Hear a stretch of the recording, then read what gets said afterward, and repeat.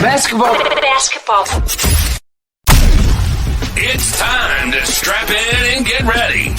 The Insight NBA team is in the arena, bringing you the ultimate play-by-play on who's hot and who's not to help you win your leagues and dominate your mates. You're now hooping with your hosts, Matty G, Skitty, and Malley for the Insight NBA show.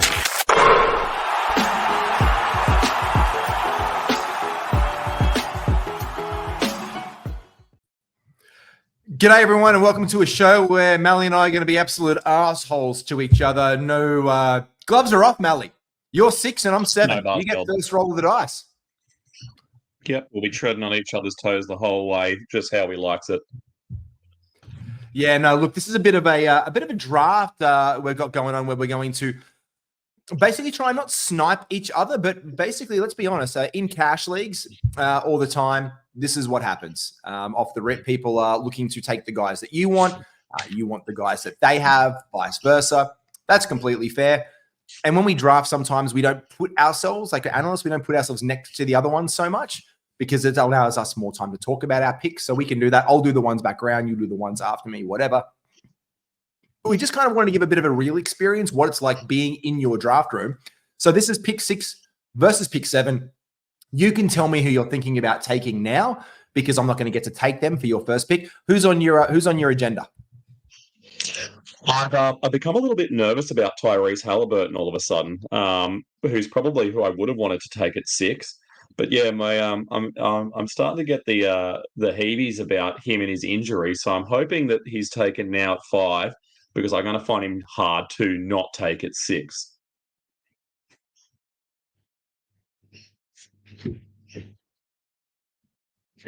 See where he goes. Yeah, it's a really big category of need. We do find that assists go off the board very, very early. And this is where taking a guy like him can really improve your draft. Now, after Tyrese, you've got Giannis, Joel Embiid, and Jason Tatum. Now, I'm going to take Tatum in this one. Now, 7 is probably a little bit earlier for me than I would like to take Tatum, generally speaking. But I haven't taken him yet at the 7th round. I've done a bunch of Embiid drafts. You could take Embiid. You could leave me Tyrese, so I could do a Tyrese build. Who I'm going to take is Trey. Again, you saying that you wouldn't take Tatum that early. I wouldn't take Trey probably this early, but I really want to practice making some builds around him. Well, I'm going to take Tyrese at 7 because I was thinking Tatum, but I haven't done a hard assist build yet. So for me, that's just signifies a little bit of a value play for assists that I don't usually get in my drafts. I've either drafted really early or in mid rounds. I'm tying with like an Anthony Davis who we saw up there. So let's just go into the draft results straight away. On the board, Wemby, Jokic, Shea, Luka has gone off the board. And then after that, we've seen AD, Trey, Tyrese, Giannis, Durant, Embiid. Tatum's fallen all the way for 11th. And then it is Steph Curry and Donovan Mitchell down the way there. Anyone there that you were surprised by where they've gone? Our 2 picks. No, definitely Trey going that early is probably not a surprise because I was in control of it. Kevin Durant coming back inside the first round at 9, I think is pretty early for him. But I love this for you and I, mate, because we picked 2 guys who have similar kind of games. Obviously, Trey's a big points guy, probably more so than Halliburton. And is probably going to hit more threes, but their percentages are similar. You're obviously got me in field goal. I've got you in free throw. But big assist guys. I love that you and I are going to be sniping each other properly now. Yeah, and that's where Sabonis is obviously the take right here for me. Coming back at 18th in this pick there, just to consolidate that a little bit, he really offset some of the field goal deficiencies of Tyrese Halliburton. Tyrese boys, his things. I'm going to take Sabonis to get those assists out of your hands straight away. But then that probably obviously leads you to be thinking about Anthony Edwards, his improved role. This is our first draft as well since the trade between Minnesota and New York. Where are you thinking that's going to impact you a little bit, mate? Yeah, probably not this early in the draft. I want to take Ant Edwards now because I think that his value is probably very slightly increased. I think he's probably going to have to do a little bit more now. So I'm going to take him. So we've already started to branch off in different directions. Obviously, Sabonis for you at 18 and Edwards for me at 19 bring dramatically different things. So I wonder how much we're going to butt heads now that we're kind of peeled off in different directions. While you're already considering your next pick, just going through the guys that we've already got. So to end the first round, we had Curry at 12. We had Mitchell at 13, Harden at 14. I love him there. Irving at 15 is probably earlier than I've seen him go for a while, but makes sense. At 16, we had LeBron, very early. Booker at 17 makes sense to me too. You with Sabonis, me with Edwards. Brunson at 20. Wow, I wonder if that's got anything to do with the trade because that seems wildly early for Brunson. Holgram at 21. You can nearly pencil him in for that in every single draft that I've been in. It's like it auto sets him to 21, and you, even if you got the 21st pick and want to take someone else, you have to take him. Barnes at 22. We got Ball at 23. Lillard at 24. PG 25, Markkanen 26, and Towns coming into 27 in this draft. So I think anywhere from that Holgram pick at 21, it starts to settle down and be quite a normal draft. Yeah, and I'm starting to get a little bit stuck with where I am. Şengün, De'Aaron Fox, Karl Anthony Towns there, as we said. He's now moved himself up to the end of the into the beginning of the third round value, after the trade. Liking that, seeing the value there, what's like completely across the board. Couple of names that are coming out to mind. Who are you really targeting here now, mate? I'm going to try and shore up my assists. So I'm making a choice between two guys. Who you're taking. I'm going to take. Yeah, I was actually floating because I think it was maybe slightly early for K, but I'm expecting a really big season for him. I think you let me get Fred VanVleet. How did you let me get Fred VanVleet? Yeah. I want the points though. I want the points. So that's the only reason I let Fred go. Yeah, if it's just coming down to assists, he's got Cunningham every day. But I wanted to find the best place between having good points but also getting some assists. I am like really strong off assists straight away. It's not something that I'm used to in my drafting. There are some other teams that I think have a lot of assists as well. I'm going to just go through that in our standing. Again, when we're doing this draft-wise, we're flicking between all of them. So to start the third round, Paul George, Lowry, Karl Anthony Towns, De'Aaron Fox, Şengün. You've taken Cade with the points and the assist there and the peripherals. I've taken Fred VanVleet, Tyrese Maxey, Jalen Williams, DeJounte Murray, who you did flirt with there, Jalen Johnson going off the board, Kawhi Leonard falling to the end of the third round. I do like that value, but that does bring me back to the beginning of the second round, Malley. I know that you are a James Harden truther with Kawhi's rumors in the last week that, not rumors, but just the news, I guess, that his injury is going to hold him out of a bit of training camp. We have seen a massive swing in the draftability of James Harden towards the end of the second round. We've even seen him go 12th in the end of the first round in some. Whereabouts are you on James Harden ultimately falling at the end of this year? I'd love to see him finish just outside the first round, obviously, because I'm a Harden man. I've got him at. I think I'm going really high on him. I was already high to begin with, but now I'm just leaning full in and hoping he doesn't get injured. And he is an older guy, so that's probably going to happen at some point, especially with his history. But I think I've got him about 13 now, keeping in the spirit of his Houston jersey number. Well, look, I'm taking one of my guys that I love for this season because I keep on drafting him wherever I can. I know that that's going to lock in a lot of points for me. And some of those peripherals I'm not so obsessed with there. I'm going to lean into Emmanuel quickly. There were a couple of other names. We can see that up the top here. We've got the Mobleys, the Morants, the Whites, the Franz, and the Butlers around here. I was tossing up on whether I should take Ja Morant about now based on his current ADP. You taking a nice little pick there with Evan Mobley, I like as well. We'll see where this goes around the first round. There goes Derek White. People starting to hunt for those peripheral stats right now. So Derek White going off, Jaylen Brown, good source of points. Sarim has gone into auto draft, so you can definitely see that Ja Morant, if he's not taken, will go off the board there unless he has set his queue. Mobley for you this season in the fourth round. Big things for Evan. Yes, I like where he sits on his timeline. I think that he's going to come out firing after missing games last season. and kind of pick up where he left off. I think that's probably going to impact Jarrett Allen a little bit negatively. I don't really feel like Evan was a good fit for my build, but where I took him at 43, he was just sliding too much, and I'm definitely not a take best possible available, because that's a very loose term, but and try and really lean into my builds. But I think Mobley, he just fell too far, and that was just value that I really couldn't ignore. A little bit of an interesting pattern right here with Karl Anthony Towns, fun enough, going into the second round as that power forward center spot. That does move back guys like Jaren Jackson Jr. slightly in drafts. So people looking and hunting for that position in the second round might be more allured to Karl Anthony Towns going. You saw Jaren Jackson Jr. there go in the beginning of the fourth round, where generally we've seen him going in the third round or in the beginning of the fourth. If you were taking him in the third, now people are going to probably lean into that Karl Anthony Towns pick. After myself, with Emmanuel Quickly and you with Evan Mobley, we've seen Derek White, Jaylen Brown, Franz Wagner, Jimmy Butler go off the board to finish the fourth. And as we call the fifth round, we call this the center round. A lot of centers do go off the board in the fifth. Let's see if that pattern continues from draft trends, because it did start that way with Jarrett Allen. Jamal Murray, the next off the clock to Toto. Irwin's taken a good time to think about this one, though, good old Todd. Yeah, I like a guy who slows the draft down when it's going at such a high pace. He has my respect. Yeah, 100%.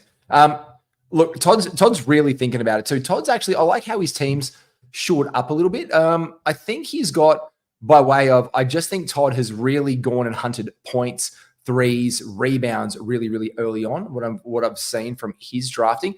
And he's backed up Miles Bridges going, oh, that's a little bit early with Pascal Siakam.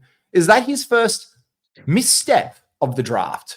Do you think, taking Pascal Siakam this early? Or this is about where you see Pascal? It might be. No, I don't have him this far along. I'm in a really tricky position here, because the next 10 guys on the board really don't work well with what I'm trying to do. And that always puts me in the panics that I'm letting value go to really try and lean into my build. I'm going to go this guy because he's about as neutral as I can get at this position, and I'm going to just take the advantages that come with him. I know that I've now picked up 2 Detroit guys, which gives me some nervousness. I don't like having 2 guys that might sit parts of the season just because they're doing so poorly. But tell you what, I'd be watching a lot of Detroit games if I had this team IRL. Look, I'm going to take Zion Williamson after that, because I do feel like I need some points and some rebounds. I also am really strong in assists right there. So I feel that that does help my build. I feel like I'm strong in field goal percentage. So I kind of like where I'm going with that, and I'm exploring my Zion options. There are other guys around now that I was looking for, but I think that fits that. I haven't really got a great big in the fold for my team yet. So I've got Halliburton, Quickly, and Van Fleet. I've really filled up those power forward the shooting guard, point guard spots. I've got the pure center there in Sabonis, but those peripheral guys that you know that I love, the power forward centers, because I get to put them in my queue, I am going to look at, maybe because it's a 2-center league, a DeAndre Ayton in my queue, just to see if I can, I might be able to get back to him. Julius Randle's around now. Looking at the draft results after me, Duran, Mikal Bridges, I love that. Gobert, Garland, Vucevic, Ingram, Miller, Claxton, Hartenstein, who was on my agenda as well. Zach LaVine going off the board. I think that does fall for me now to fill up that second spot with just as many points and as rebounds as possible to make me strong there, that it kind of came to DeAndre Ayton season. Maybe a little bit earlier than I would have liked to have gone, but with the Mark Williams news that he's possibly dead again in Charlotte, around this area, that's the last of the good centers we could expect there, Malley. I think you're right.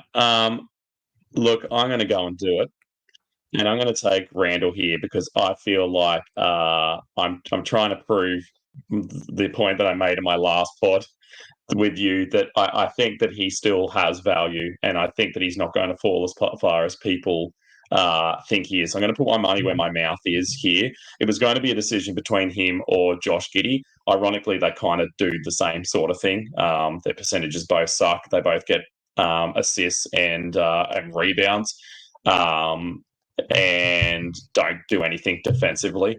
I just think that I'm going to get more scoring out of Julius Randle, so I took him.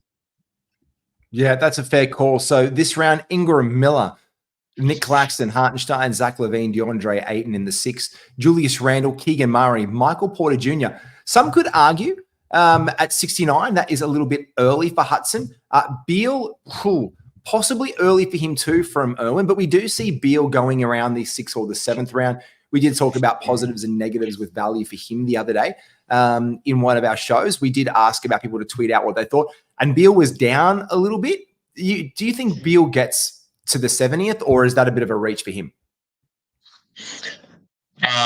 Maybe considering the situation that's unfolded with the new coaching, maybe this year. Hopefully, comes into the season being healthy, which is something that he didn't do last year.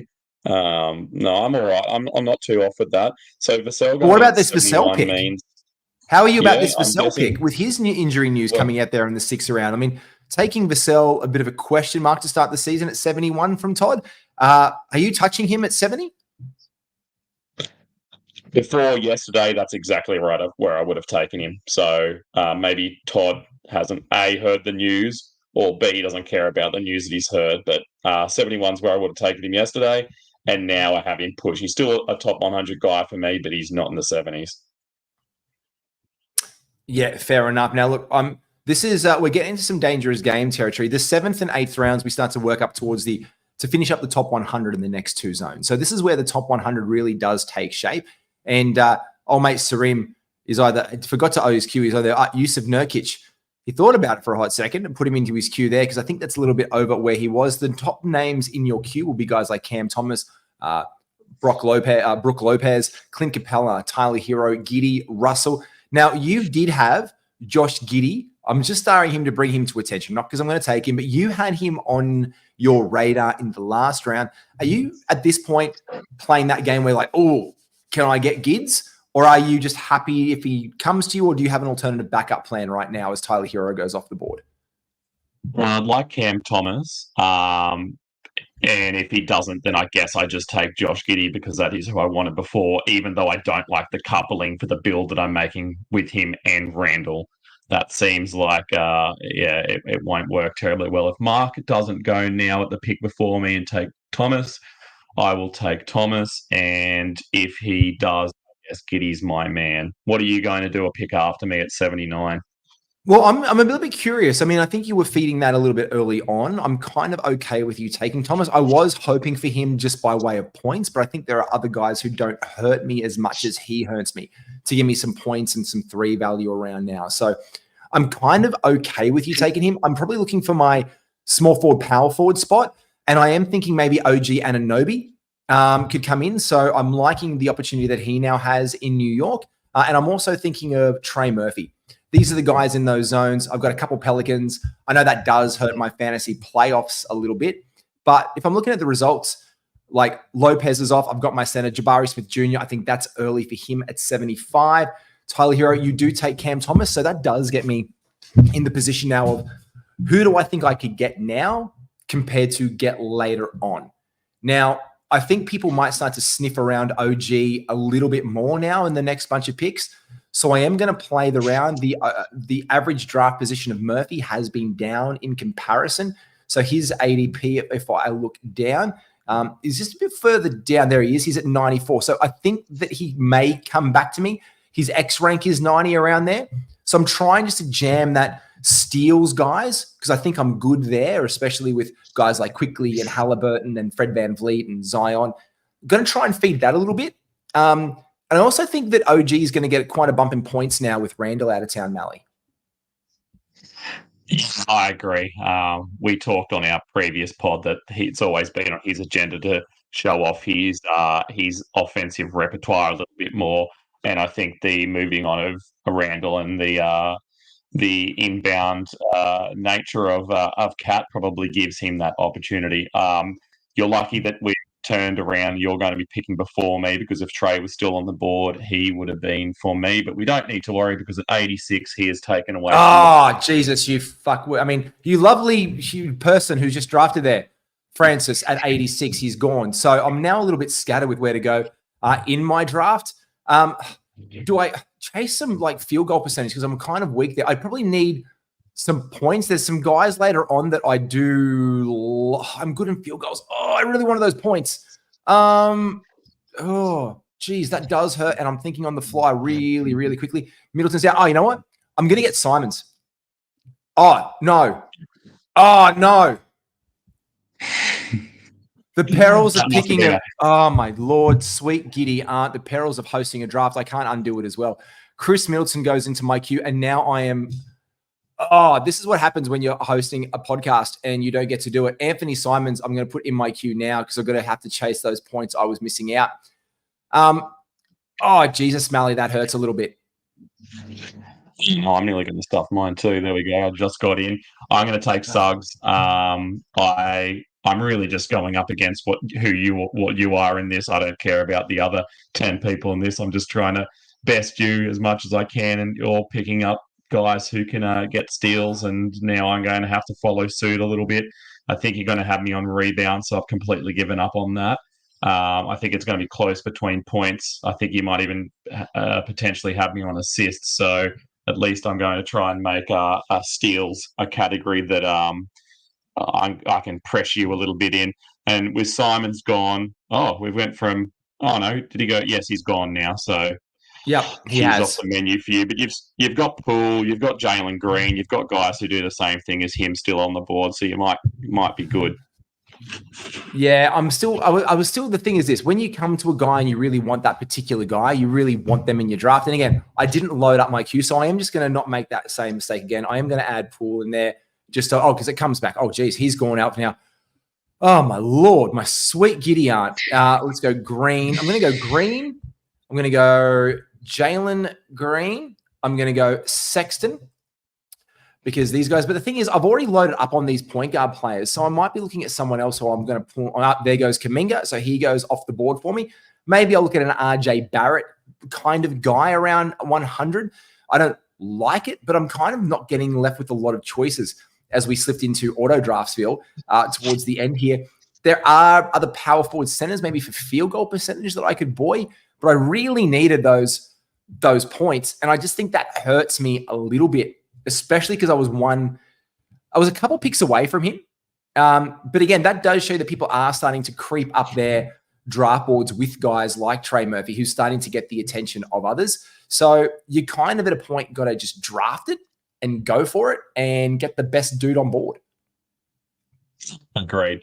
I'm very surprised now that I have the option, which I'm going to take. I'm just letting the clock wind down a little bit so I can catch my breath.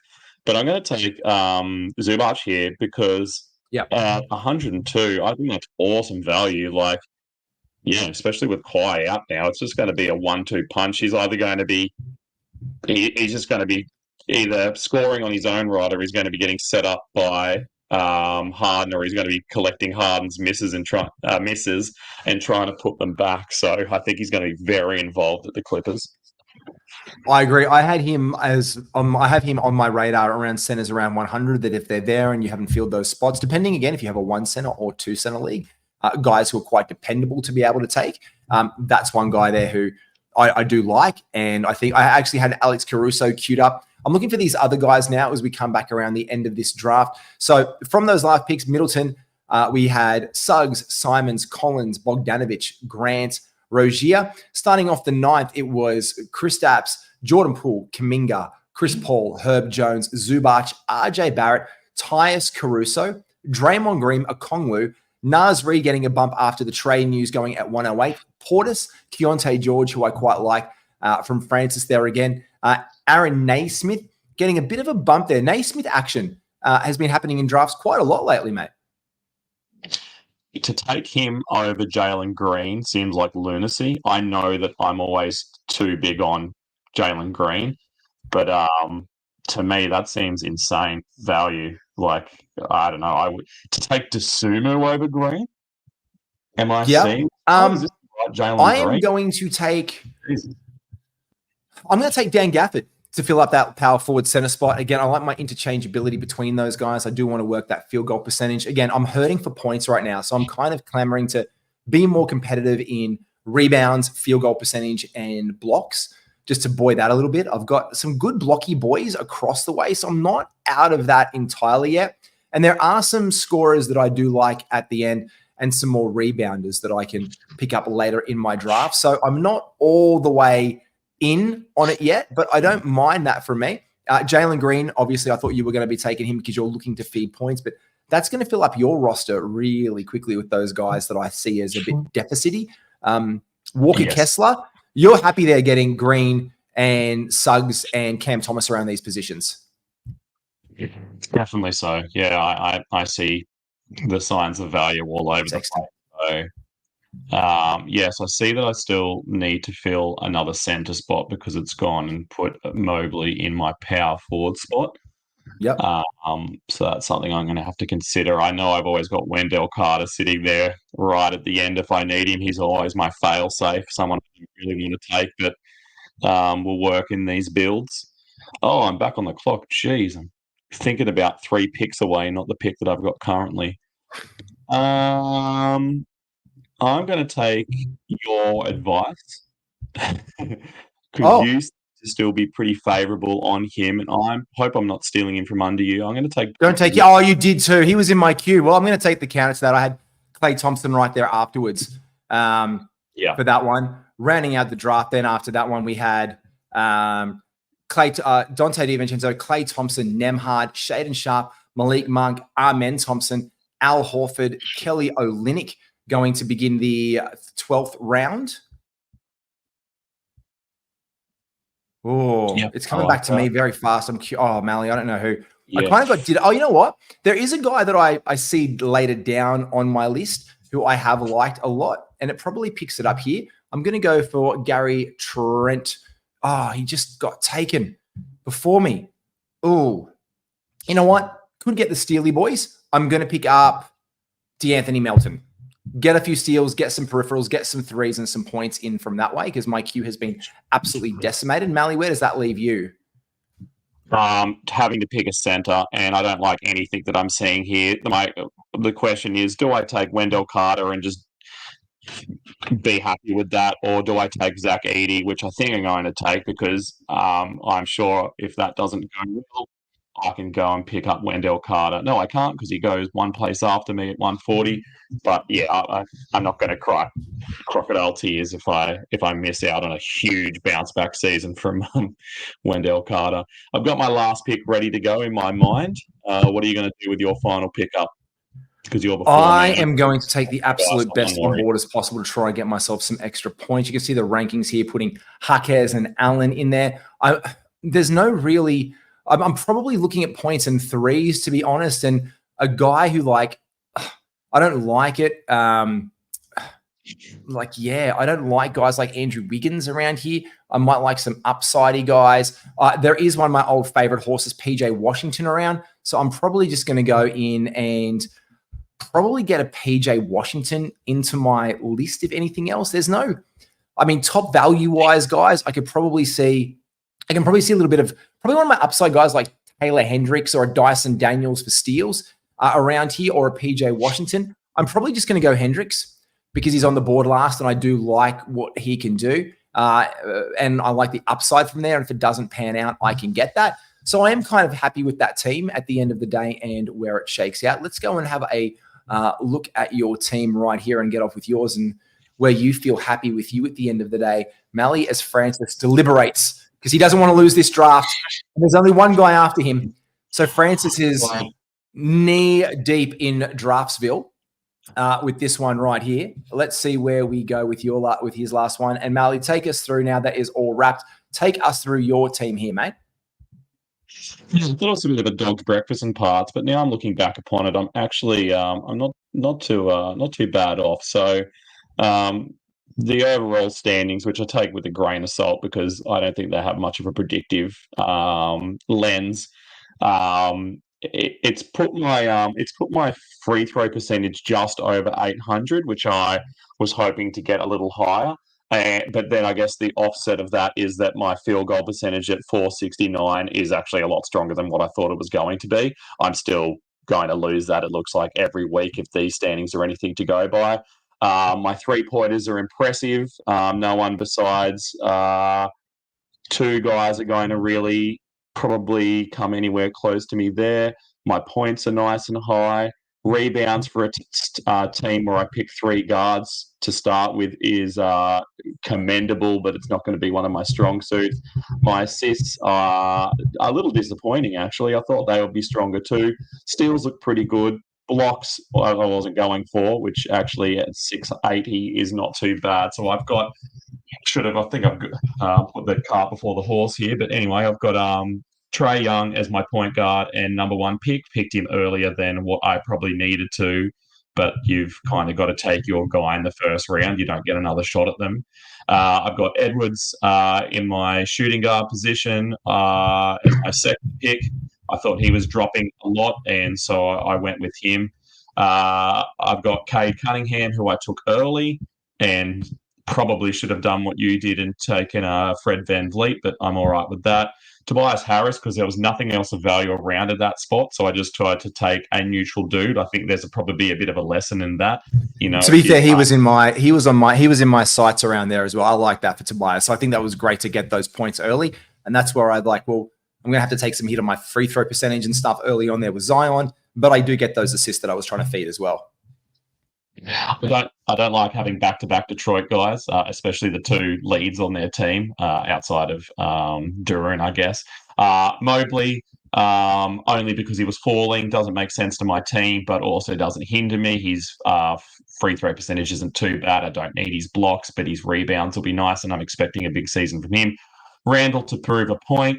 Zubac because he was falling, and he's a center who doesn't absolutely destroy your free throw percentage, and he's going to have upside galore this season. Zach Edey because I didn't want to take Wendell Carter. I got Cam Thomas for the points that are just going to come pouring in, but if these guys shut down early and Detroit shut down early, my team is over before the playoffs, and I might come in first and then be knocked out in the first round. Suggsy at about the value I had him at in the mid-90s for some steals. Jalen Green, he fell a long way. I understand. He's like my boy. I understand I'm way bigger on him than anyone else. DiVincenzo, because I like your take on him and you've convinced me that he needs to be taken. And then Eason, because I wanted to mop up a few steals. Talk me through Team G. Team G was built around Tyrese Halliburton, really leaning into those assists early on, so had to get on there. Look, I think I did a really good job of building around that, and I do show out really strong in assists, and I managed to complement that with other guys who are really high in assists, like Fred VanVleet, Sabonis, quickly. I also like the assist that I'm going to get there from Zion. I probably could have complemented it a little bit more, but it made me super competitive in that. Everyone across my team is getting steals. I kind of had to lean away from blocks a little bit. I was plus 500 in field goal percentage, but my free throw percentage, I do think, suffered a little bit with some of those picks. So I'd probably redo those a little bit. But with Halliburton, Sabonis, Fred VanVleet, quickly, Zion Williamson, DeAndre Ayton, OG Anunoby, Chris Middleton was an auto pick. So that was just shithouse. But he might miss between 5 and 8 games, but that's Chris Middleton things. And he's always good when he's there. And it's probably a round early or 2 rounds early. Someone was taking him either way when he's on the board around there. I would have maybe have switched that up for an Anthony Simons, like I hadn't got those points and some more assists early on. Managed to make up a little bit there with RJ Barrett. Gafford, one of my late round power forward center combinations. Klay Thompson, really good point source of points and some steals occasionally, but definitely points and threes. DeAnthony Melton, really locking down those steals again, and the upside potential in my last pick there of Taylor Hendricks, one of my favorite last rounders. To wrap up with that at 150, I think that's really good value for him. To recap that last round after guys like Clarkson, I don't know why anyone would ever take Marvin Bagley III, RIP to you. But in that last round, guys like Heald, Zach Collins, good upside pick from Irwin with Khalil Ware. Norm Powell, like that as well. He was in my sights. Vince Williams, Tara Eason, Hendricks, the homie Harkes Jr., Grayson Allen, Russell Westbrook that's your Hail Mary play, Malley, in the last round if you need rebounds and assists right now, isn't it? Yeah, exactly. And I like the Asar Thompson pickup. He's going to get minutes as well. I wouldn't be as down on Middleton. I've got him at about that spot. I just never want to take him there, but that's because I'm scared of his injuries. But he's if he can hold it, like But you look at Milwaukee, they haven't made any other changes. He's going to walk into the role. The role's still his. They want him to play it. They just want him to be healthy when he plays it. And to get a guy who can get you 20 points, 5 rebounds, 5 assists, a steal on delicious percentages just before we go into triple digits. I think you got him in the 90s. I'd be pretty happy with that. That was probably as far as mistakes go, it was a good mistake. Yeah, other best on board guys around who are seeing drafted off-come drafts are Dyson Daniels, PJ Washington, guys who will still have a valuable role, but it's a little bit shifty right now as people who are paid, like Patrick Williams. Max Strus in Cleveland is a nice little pick up there, and possibly the role of Malik Beasley, but he moves into stream consideration.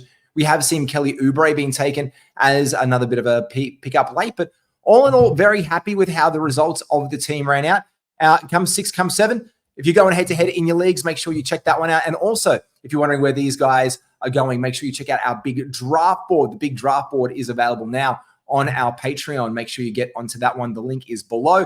Get onto that one. Get active. Get onto Insight. Like and subscribe for that. Malley, thank you so much, brother. Cheers, mate.